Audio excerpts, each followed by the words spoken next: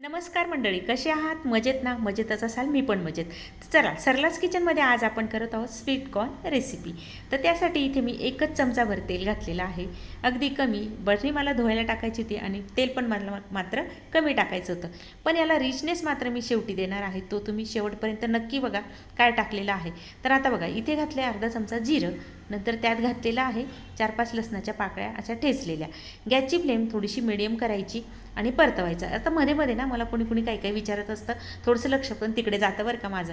तर मी आता लसूण घालून परतवते आणि त्यामध्ये घालत आहे 2 वाट्या भरून घेतलेल्या आहेत हे मी स्वीट कॉर्न. आता मी हे परतवते बरं का, तोपर्यंत तुम्ही सबस्क्राईब करून घ्या. केलं का? अरे वा, थँक्यू. मला माहिती होतं तुम्ही करणारच आहात. तर बघा, आता हे स्वीट कॉर्न घालून मी चांगलं असं परतवते. अगदी 2 मिनिट मस्त परतवायचं आहे. त्यामध्ये आता चवीनुसार मीठ घालायचं आहे. मी इथे अर्धा चमचा मीठ घातलेला आहे, म्हणजे हा छोटा चमचा आहे बरं का, चहाचा चमच्यासारखा. आणि यामध्ये मस्त असं कलर पण येईल ना, म्हणून हळद घातली. आणि इथे परतवल्यानंतर ना तुम्ही वाटीभर काढून ठेवा किंवा अर्धी वाटी काढा. तर लहान मुलांसाठी हो, आमच्याकडे ना आम्ही सगळे मोठे आहोत आता सध्या इथे. तर म्हटलं आपण न काढता जरा याला चटपटीत करणार आहोत. तर इथे घातलेला आहे 1 चमचाभर तिखट. तुम्हाला जर आवडत असेल ना, तुम्ही इथे चाट मसाला, पावभाजी मसाला हेही घालू शकतात.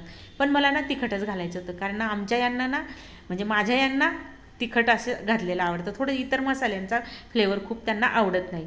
तर आता बघा, परतवून झालं आहे. आता याला मला रिचनेस द्यायचा आहे. अगदी कमी घातलेलं आहे आपण तेल.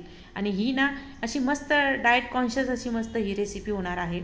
म्हणजे यामध्ये आता आपण घालत आहोत 2 चमचे अगदी साजूक तूप. हा चहाच्या चमच्यासारखा चमचा आहे, तुम्ही मोठा समजाल नाही तर. म्हणजे टेबलस्पूनमध्ये म्हणाल ना, तर अगदी पाऊण टेबलस्पून तुम्ही तूप घालायचं आहे, खूप नाही घालायचं. आणि मस्त फडफड फडफड होईस तर त्याला परतवायचं आहे आपल्याला. मिडियम फ्लेमवर मस्त असा गॅस करून घ्यायचा आणि मगच परतवायचं. आणि ते कसं आहे, म्हणजे आत्तापर्यंत आपण परतवत होतो तोवर ते शिजत आलेले आहेत.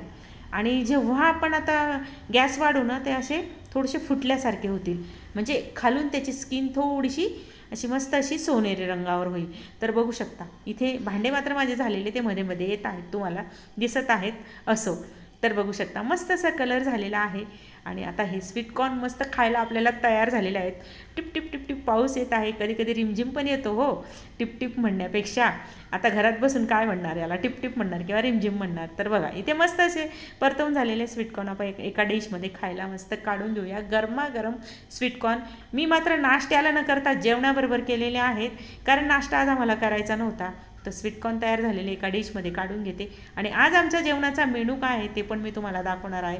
एकदम गरमागरम स्वीट कॉर्न आपले तयार. मेनू: भेंडीची भाजी, पोळी, स्वीट कॉर्न, मोड आलेली मठ म्हणजे मटकी आणि पोळी. अगदी साधा सोपा असा आणि हेल्दी असं आपली आज ही रेसिपी आहे किंवा आमचं हे जेवण आहे आज.